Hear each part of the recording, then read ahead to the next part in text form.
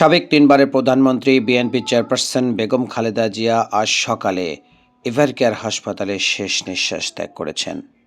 ইন্না লিল্লাহি ওয়া ইন্না ইলাইহি রাজিউন। প্রিয় দর্শক, আপনারা সবাই এই তথ্যটি অবগত রয়েছেন। আজকে আপনাদেরকে যে ভিডিওটি দেখাবো এটি 2018 সালের 8 ফেব্রুয়ারির প্রথম অংশটুকু।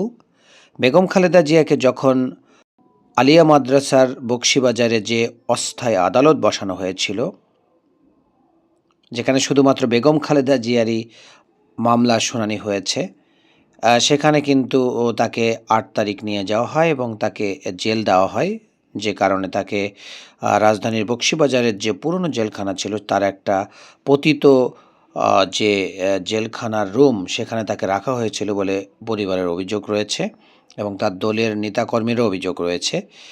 বেগম জিয়া সেখানে কিছুদিন অবস্থান করার পরে অসুস্থ হয়ে পড়েন।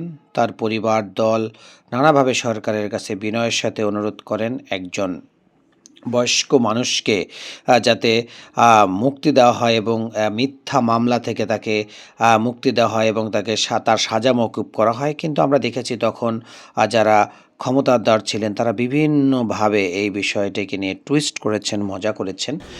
পরবর্তীতে বেগম জিয়ার পরিবারের দাবির প্রেক্ষিতে সাবেক প্রধানমন্ত্রী শেখ হাসিনা বেগম জিয়াকে তার বিশেষ ক্ষমতা বলে তাকে বাসায় অবস্থান করার জন্য প্যারোলে মুক্তি প্রদান করেন এবং তিনি শেখ হাসিনার পতন হওয়ার আগ পর্যন্ত কিন্তু সেই বাসাতেই ছিলেন। কোনো ধরনের রাজনৈতিক কর্মকাণ্ডে অংশগ্রহণ করায় তার নিষেধাজ্ঞা ছিল বিদেশে যেয়ে চিকিৎসা করানোর।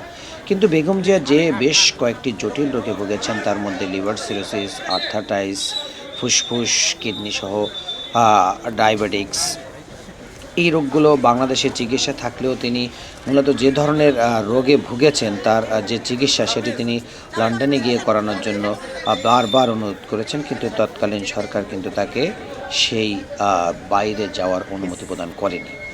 জেলখানায় অসুস্থ হয়ে পড়লে বেগম জিয়াকে প্রথমে পিজি হাসপাতালে নিয়ে আসা হয়। আপনারা দেখতে পাচ্ছেন সেখানে বেশ পরীক্ষা নিরীক্ষা করানো হয় এবং সেই পরীক্ষা নিরীক্ষার পরে কিন্তু তার শারীরিক অবস্থা বেশ জটিল এবং খারাপ। তার ডাক্তার জেডএম জাহিদ বারবার গণমাধ্যমকে বলেছেন, দলীয়ভাবে বলা হয়েছে, কিন্তু কোনো কিছুতেই কিন্তু তৎকালীন যে সরকার বেগম জিয়াকে তারা মুক্তি দেননি।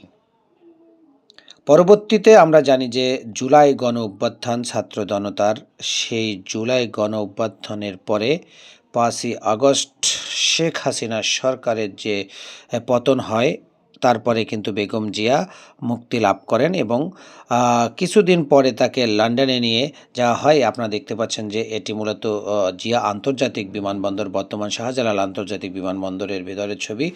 তাকে নিয়ে যাওয়া হচ্ছিল লন্ডনের তৎকালীন সময়ের ভিডিও এটি। অর্থাৎ তাকে লন্ডন নিয়ে দ্য লন্ডন ক্লিনিক হাসপাতালে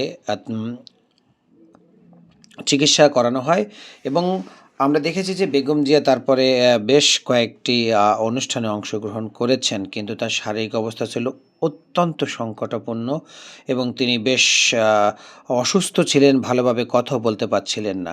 সর্বশেষ বেগম জিয়াকে খুবই ফ্রেশ দেখা গিয়েছে, সেটি ছিল সশস্ত্র বাহিনী দিবসের অনুষ্ঠানে।